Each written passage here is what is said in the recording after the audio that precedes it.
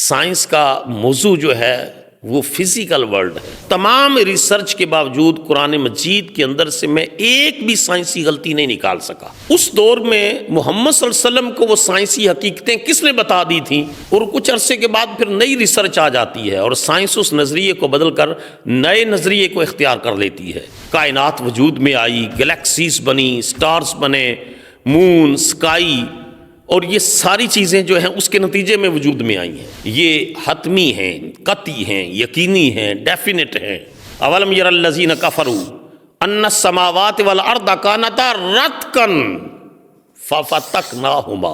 یہ کہا جاتا رہا کہ شہاب ثاقب پہاڑوں پر گرتے ہیں اور پھر لوہا پیدا ہوتا ہے۔ ڈاکٹر کیتھ مور، جن کو ڈاکٹروں کا ڈاکٹر کہا جاتا ہے، اور قرآن مجید کا یہ دعویٰ ہے ولا رطب ولا یابس الا فی کتاب مبین، تو مجھے پتا چلتا ہے کہ کوئی ذات ہے ان کی موومنٹ کو کنٹرول کر رہی ہے، سٹارز کی موومنٹ کو کنٹرول کر رہی ہے۔ حیران رہ گئے، انہوں نے کہا یہ بات محمد صلی اللہ علیہ وسلم کو کس نے بتائی تھی؟ اے مستشرقین، اے ملحدین، آؤ ہم آپ کو دعوت دیتے ہیں۔ ولایت، بادشاہی، علم اشیاء کی جہانگیری، یہ سب کیا ہیں؟ فقط ایک نقطہ ایمان کی تفسیریں۔ بسم اللہ الرحمن الرحیم۔ سامعین محترم، میں ڈاکٹر شہباز احمد چشتی آپ سب کو اسلام محبت پیش کرتا ہوں۔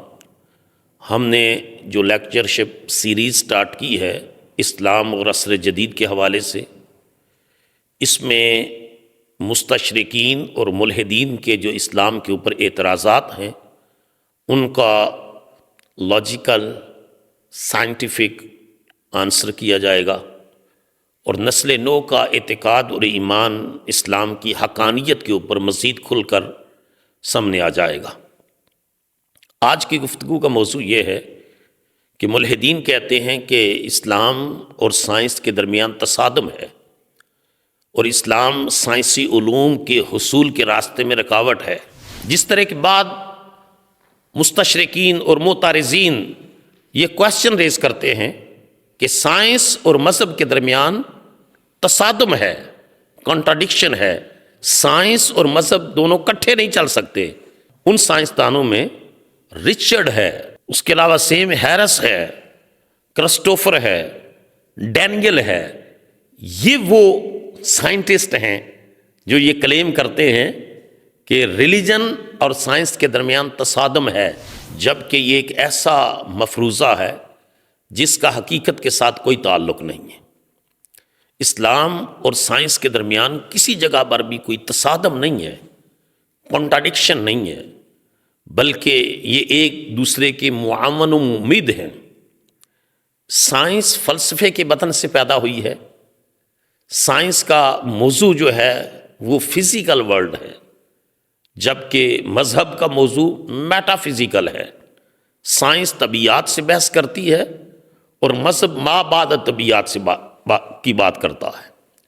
یوں بھی سمجھ لیں کہ دین یا اسلام اور مذہب کی جب ہم بات کرتے ہیں معروف معنوں میں، تو پھر دین کے پورے سٹرکچر کی بات آ جاتی ہے۔ تو یہ کریٹر کی بات کرتا ہے اور سائنس کریشن کی بات کرتی ہے۔ سائنس کا موضوع کیا ہے؟ سائنس کا موضوع یہ ہے کہ وہ کائنات کے سربستہ رازوں سے پردہ اٹھائے، جبکہ مذہب کا موضوع انسان کی اخلاقی، باطنی، روحانی بالیدگی اور تربیت کرنا مقصود ہے۔ قرآن مجید کے اندر 6000 سے زائد آیات ہیں، ان میں 1000 کے قریب آیات سائنسی علوم کو ڈیل کرتی ہیں۔ اس اعتبار سے کر کے سائنس اور مذہب میں کہیں بھی تصادم نہیں ہے۔ مشہور سائنسدان البرٹ آئنسٹائن کہتا ہے science without religion is lame and religion without science is blind. Science مذہب کے بغیر لنگڑی ہے، اور ریلیجن مذہب سائنس کے بغیر اندھا ہے۔ یعنی ان دونوں کے درمیان ہمیں مطابقت، ہم آہنگی دیکھنی ہے۔ سائنسی جو افکار ہیں، نظریات ہیں، وہ محدود ہیں، تغیر پذیر ہیں، ان میں تبدل ہوتا رہتا ہے۔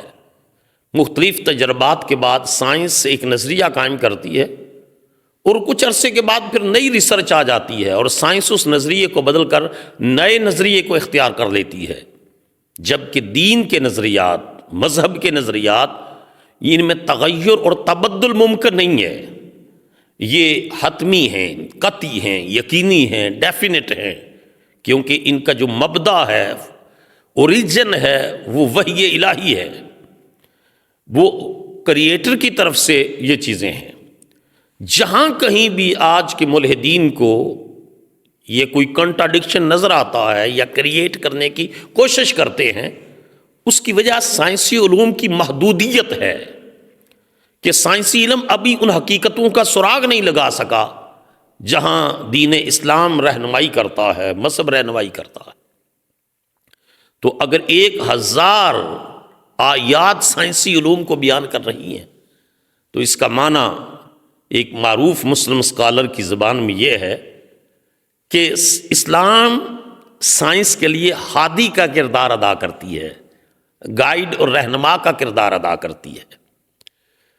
مشہور صحافی جو ہے وہ موقس، اس نے یہ بات بیان کی ہے کہ میرے اسلام لانے کی وجہ، ویسٹرن جرنلسٹ نے کہا میرے اسلام لانے کی وجہ یہ ہے کہ میں نے دیکھا کہ جو اسلام کا ایتھیکل اور مورل پہلو ہے وہ بڑا فیسینیٹنگ ہے، اس اخلاقیات کی بات کرتا ہے، مورل اور ایتھیکل ویلیوز کو بڑھاتا ہے دین اسلام۔ اور دوسری وجہ میری اسلام قبول کرنے کی وجہ یہ ہے کہ اسلام سائنسی علوم کے راستے میں رکاوٹ نہیں ہے۔ قرآن مجید تو جگہ جگہ یتفکرون کی اصطلاح استعمال کرتا ہے، اور قرآن مجید کوشچن کرتا ہے کہ کیا تم تفکر کیوں نہیں کرتے، غور و خوض کیوں نہیں کرتے؟ ان کے کائنات کے جو ایک کھلی ہوئی کتاب کی طرح کائنات ہے، اس کے ایک ایک ورق کے اوپر تم توجہ کیوں نہیں کرتے، غور و خوض کیوں نہیں کرتے، تفکر اور تدبر کیوں نہیں کرتے؟ قرآن مجید تو تقلید اور جمہود کی زنجیروں کو توڑتا ہے، تفکر، تدبر، تعقل ان کا درس دیتا ہے۔ مشہور فرینچ سائنٹسٹ مورس قائلے کی کتاب ہے the Bible, the Quran and science. اس کتاب کے اندر اس نے کمپیریٹیو اسٹڈی کیا ہے بائبل، قرآن اور جدید سائنس کا، لیکن وہ بعد میں مسلمان ہوا اور اس نے وجہ یہ بیان کی، اس کی سٹیٹمنٹ موجود ہے اس کتاب کے اندر، وہ کہتا ہے whereas monumental errors are to be found in Bible but I could not find out a single error in holy Quran. میں نے بے شمار سائنسی غلطیاں اور ایررز بائبل میں تو دیکھی، مگر تمام ریسرچ کے باوجود قرآن مجید کے اندر سے میں ایک بھی سائنسی غلطی نہیں نکال سکا۔ تو قرآن مجید کا جو علم ہے وہ سائنٹیفک نالج سے ایڈوانسڈ ہے۔ وہ کہتا ہے کہ میں رکا، I stopped, I asked myself، میں رکا اور میں نے اپنے آپ سے کویسچن کیا کہ ویسٹرن اورینٹیلسٹ، مغربی مستشرقین یہ پراپیگنڈا کرتے ہیں کہ Quran is not a book of God, یہ محمد صلی اللہ علیہ وسلم نے خود لکھی۔ انہوں نے کہا کہ میں نے سوچا کہ 7ویں صدی عیسوی میں قرآن حکیم کا نزول ہوا، اس دور میں محمد صلی اللہ علیہ وسلم کو وہ سائنسی حقیقتیں کس نے بتا دی تھیں جو 20ویں اور 21ویں صدی میں سچ ثابت ہو رہی ہیں؟ وہ تمام حقائق جو قرآن حکیم نے بیان کیے، چاہے وہ میڈیکل سائنس سے ریلیٹڈ ہوں، وہ ہیومن سائنسز سے ریلیٹڈ ہوں، ایمبریالوجی سے متعلق ہوں، وہ اناٹمی سے متعلق ہوں، تمام سائنسز سے متعلق جو قرآن مجید نے نالج دیا ہے وہ مور ایڈوانسڈ ہے۔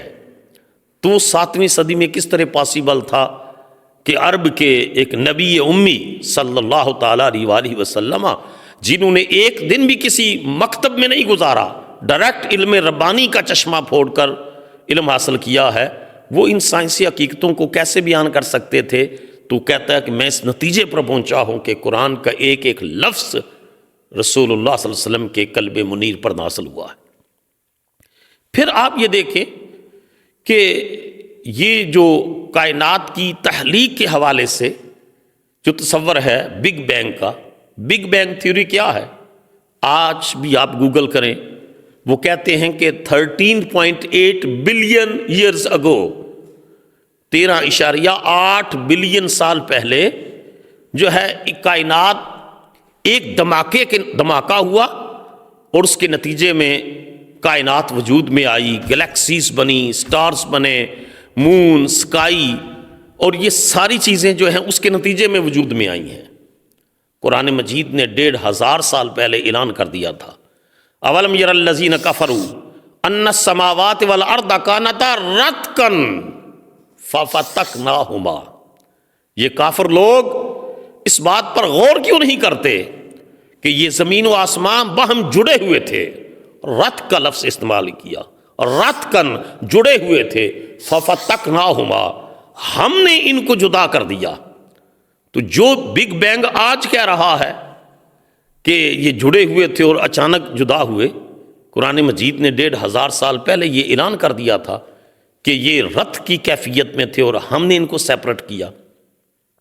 تو اس اعتبار سے کر کے 20 چیزیں ہیں، مثلا یہ لوہا جو ہے، آئرن کی کریشن، اس کے بارے میں جو ہے وہ یہ کہا جاتا رہا کہ شہاب ثاقب پہاڑوں پر گرتے ہیں اور پھر لوہا پیدا ہوتا ہے، مگر ماڈرن ریسرچ یہ آئی کہ آئرن کی کریشن کے لیے جس ٹمپریچر کی ضرورت ہے وہ ہمارے نظام شمسی کے اندر پاسبل نہیں ہے۔ اس ٹائنی پلینٹ کے اوپر، جس زمین کے اوپر ہم ہیں، اس سیارے کے اوپر وہ شمسی نظام کی، سولر سسٹم کا وہ ٹمپریچر ہی نہیں ہے جو آئرن کو کریٹ کرے۔ یہ کسی اور جگہ سے کریٹ ہوتا ہے اور پھر اس زمین پر آتا ہے۔ قرآن مجید کی سورہ الحدید 1500 سال پہلے اعلان کر رہی تھی، وَأَنزَلْنَا الْحَدِيدَ، ہم نے لوہے کو نازل کیا ہے۔ اس کا مطلب یہ ہے کہ اس سیارے اور اس زمین کی تخلیق نہیں ہے، ہم نے نازل کیا ہے۔ تو 20 ایسے سائنسی نظریات ہیں جو قائم ہوئے، اور بعد ازاں جب ان کے اندر امپروومنٹ آئی، ایڈوانسمنٹ آئی، تو قرآن مجید کا علم اس سے زیادہ ایڈوانسڈ ہے۔ پھر جنیات دیکھ لیں، سائنس آف ایمبریالوجی دیکھ لیں، کینیڈا کے پروفیسر ٹورانٹو یونیورسٹی میں ڈاکٹر کیتھ مور، جن کو ڈاکٹروں کا ڈاکٹر کہا جاتا ہے، جن کی ریسرچ ہیومن ڈیولپمنٹ یا دا ہیومن ڈیولپنگ جو بک ہے، جس نے پوری دنیا میں تہلکہ مچا دیا کہ رحم مادر کے اندر کس طرح بچے کی کریشن کا پروسیس چلتا ہے۔ اور جب انہیں مسلم اور عرب علماء اور اسکالرز نے بچے کی رحم مادر میں تخلیق سے متعلق قرآن حکیم کی آیات اور حضور کی احادیث مبارکہ دکھائیں، تو ڈاکٹر کیتھ مور حیران اور ششدر رہ گئے کہ جس بات کو میڈیکل سائنس کہہ رہی ہے کہ there are 3 layers of darkness, abdominal wall, 3 layers of darkness, 3 walls of darkness, تاریکی کے 3 پردے ہیں جن کو میڈیکل سائنس ابڈومینل وال، یوٹرائن وال، یوٹرس ایکسٹرا ایمبریون ممبرین کا نام دیتی ہے، کہ یہ والز ہیں، یہ دیواریں ہیں، یہ پردے ہیں جن میں بچے کی تخلیق ہوتی ہے۔ 1500 سال پہلے قرآن مجید کی سورہ زمر اعلان کر رہی تھی، یخلقکم فی بطون امہاتکم خلقا من بعد خلق فی ظلمات ثلاث، لوگو تمہارا رب وہ ہے جو تمہیں تمہاری ماؤں کے رحموں میں تاریکی کے 3 پردوں میں پیدا کرتا ہے، جس کو جو ہے medical science 3 walls of darkness کہہ رہی ہے یا لیئرز آف ڈارکنیس کہہ رہی ہے۔ قرآن مجید نے اس کو جو ہے وہ 1500 سال پہلے فی ظلمات ثلاث کا نام دیا تھا۔ تو ایسے نہیں لگتا کہ سائنٹیفک تھیوری نے قرآن ورسز کو ٹرانسلیٹ کر دیا ہے۔ پھر وہ کہتے ہیں گریجول کریشن ہے، گریجول۔ قرآن مجید نے کہا خلقم من بعد خلقن، ہم پہلے ایک آرگن بناتے ہیں تدریجن، گریجول کریشن ہوتی ہے، گریجولی، پھر ہم اس کو ڈیولپ کرتے چلے جاتے ہیں۔ سائنس نے کہا کہ بچے کے اندر سننے کی طاقت پہلے آتی ہے اور دیکھنے کی بعد میں آتی ہے۔ قرآن مجید میں اللہ پاک نے فرمایا فَجَعَلْنَاهُ سَمِيًّا بَصِيرًا، ہم نے انسان کو سننے والا پہلے بنایا پھر دیکھنے والا بنایا۔ قوت سماعت پہلے عطا کی، قوت بصارت بعد میں عطا کی۔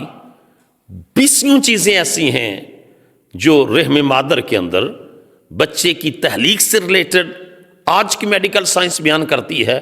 قرآن مجید کا علم، احادیث نبویہ کا علم، یہ مور ایڈوانسڈ ہے ایمبریالوجی کے حوالے سے، کریشن آف ہیومن بینگ کے حوالے سے اور دیگر چیزوں کے حوالے سے۔ پھر دیکھیں کائنات کی ہر چیز ماڈرن سائنس کہتی ہے کہ 2 ہی اس کی صورتیں ہو سکتی ہیں، یا وہ ویٹ ہوگی یا ڈرائی ہوگی، تیسری تو اس کی نیچر نہیں ہو سکتی، یا وہ خشک ہوگی یا تر ہوگی۔ اور قرآن مجید کا یہ دعویٰ ہے وَلَا رَطْبٍ وَلَا يَابِسٍ إِلَّا فِي كِتَابٍ مُبِينٍ، اس کائنات کی کوئی تر چیز ایسی نہیں اور کوئی خشک چیز ایسی نہیں مگر ہم نے اس کا ذکر قرآن حکیم کے اندر کر دیا ہے۔ تو آج کے ملحدین، ان کو یہ بات سمجھ میں کیوں نہیں آتی؟ وہ کیوں اسی جو ہے وہ جہالت کے اندر پڑے ہوئے ہیں کہ ایک ڈیفینٹ، قطعی اور یقینی علم کا انکار کرتے ہیں اور مسلمان نسل کا اعتقاد دین کی حقانیت کے اوپر کمزور کرنے کی کوشش کرتے ہیں۔ قرآن مجید کے اندر 20 ایسی چیزیں موجود ہیں جو سائنس جو ان سے آگے بڑھی، انہوں نے دیکھا اللہ کا قرآن اور رسول اللہ صلی اللہ علیہ وسلم کی سنت مطہرہ ان سے زیادہ ایڈوانس، ان سے زیادہ آگے۔ یہ الگ بات ہے کہ قرآن مجید کا موضوع جو ہے انسان کی اخلاقی، روحانی، باطنی تربیت ہے، تو سائنس اور مذہب کے درمیان کہیں بھی تصادم نہیں ہے۔ ہم کو ہم آنگی کی راہیں تلاش کرنی ہے۔ ایک سائنسدان یا ایک عام انسان بھی جب ان کے درمیان موافقت اور سملیرٹیز کو تلاش کرتا ہے تو وہ مادی ترقی کے ساتھ ساتھ روحانی ترقی بھی کرتا ہے، کیونکہ جس طرح ایک فقیر اور درویش کو جو ہے وہ غاروں میں اللہ اللہ کرنے سے خدا کا قرب نصیب ہوتا ہے، اسی طرح ایک سائنٹسٹ جب ہر چیز کو اس اینگل سے دیکھتا ہے کہ خدا کی بنائی ہوئی تخلیق ہے تو وہ قدرت سے قادر تک پہنچنے کی کوشش کرتا ہے، اور اس کا دل اور دماغ پکار اٹھتے ہیں ربنا ما خلقت ھذا باطلا، اللہ اس کائنات میں کوئی چیز بھی تو نے جو ہے وہ باطل پیدا نہیں کی۔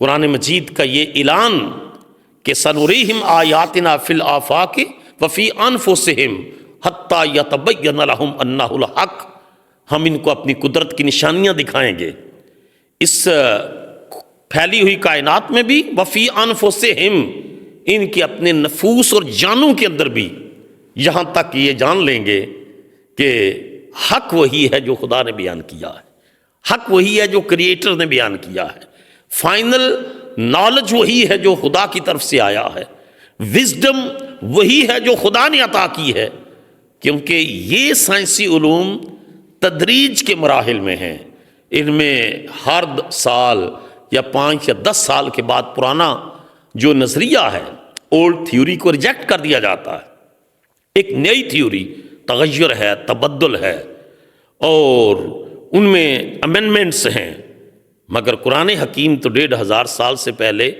جو نازل ہوا تو اس میں تو کوئی تبدیلی نہیں ہوئی، اس کا تو دعویٰ ہے نحن نزلنا الذکر وَإِنَّا لَهُ لَحَافِظُونَ، ہم نے اس کو نازل کیا اور اس کی حفاظت کی ذمہ داری بھی ہم اٹھاتے ہیں۔ تو جو ملحدین ہیں ان کے لیے موقع ہے کہ وہ قرآن کی حقانیت، حضور کی رسالت اور ختم نبوت کے اوپر اور دین کی صداقت کے اوپر ایمان لے آئیں، اس کے نتیجے میں یہ دنیا بھی بہتر ہوگی اور اخروی زندگی بھی بہتر ہوگی۔ قرآن مجید یہ بیان کرتا ہے، یہ علامہ عنایت اللہ مشرقی جو ہے وہ انہوں نے خود بیان کیا کہ جب میں کیمبرج یونیورسٹی میں پڑھتا تھا تو ایک جو ہے وہ پروفیسر تھے ہمارے، انہوں نے کہا کہ جو ہے وہ آج وہ علم فلکیات کے، سر جیمز جینس علم فلکیات کے ماہر تھے، تو انہوں نے کہا آج رات کو چائے میرے ساتھ پینا شام کو. کہتے میں ان کے ہاں گیا تو انہوں نے کہا کہ عنایت اللہ، میں جس طرح چرچ میں جاتا ہوں اور مجھے ایک روحانی سکون ملتا ہے، اسی طرح میں جو ہے وہ کائنات کے سربستہ رازوں میں غور کرتا ہوں تو مجھے پتہ چلتا ہے کہ کوئی ذات ہے جو ان کی موومنٹ کو کنٹرول کر رہی ہے، سٹارز کی موومنٹ کو کنٹرول کر رہی ہے. میرے اندر خدا کا خوف اور ہیبت زیادہ پیدا ہوتی ہے، خشیت آتی ہے. تو میں نے ان کو کہا، علامہ عنایت اللہ کہتے ہیں کہ قرآن مجید نے 1500 سال پہلے یہ بات کہہ رکھی ہے کہ انما یخشی اللہ من عبادہ العلماء، کہ اللہ سے سب سے زیادہ وہ ڈرتے ہیں جن کے پاس نالج زیادہ ہے، علم زیادہ ہے، جو ڈیپتھ، نالج کی ڈیپتھ میں جاتے ہیں وہ زیادہ ڈرتے ہیں. تو وہ حیران رہ گئے. انہوں نے کہا یہ بات محمد صلی اللہ علیہ وسلم کو کس نے بتائی تھی؟ تو انہوں نے کہا ان کو رسول اللہ کے خدا نے بتائی ہے قرآن کی صورت میں. تو ایک نہیں، دو نہیں، 10 نہیں، 20 ایسی مثالیں ہیں. آج کی ماڈرن سائنس نے جو بیان کی ملینز آف ڈالرز لگا کر کے، قرآن حکیم نے اس سے پہلے وہ باتیں بیان کر دی تھیں. اے مستشرقین، اے ملحدین، آؤ ہم آپ کو دعوت دیتے ہیں، آپ اسلام کی حقانیت پر ایمان لے آؤ تاکہ تمہاری یہ دنیا بھی سنور جائے اور تمہاری عقبہ بھی سنور جائے. اگر ایمان ہوگا تو پھر اقبال کے بقول ولایت، بادشاہی، علم اشیاء کی جہانگیری، ولایت، بادشاہی، علم اشیاء کی جہانگیری، یہ سب کیا ہیں؟ فقط ایک نقطۂ ایمان کی تفسیریں. اللہ پاک ہمیں اسلام کی حقانیت اور قرآن مجید کی صداقت پر مزید ایمان کو مضبوط فرمائے. اگر آپ کے ذہن میں کوئی کویسچن ہو، آپ کمنٹ باکس میں ضرور اس کا اظہار کر سکتے ہیں.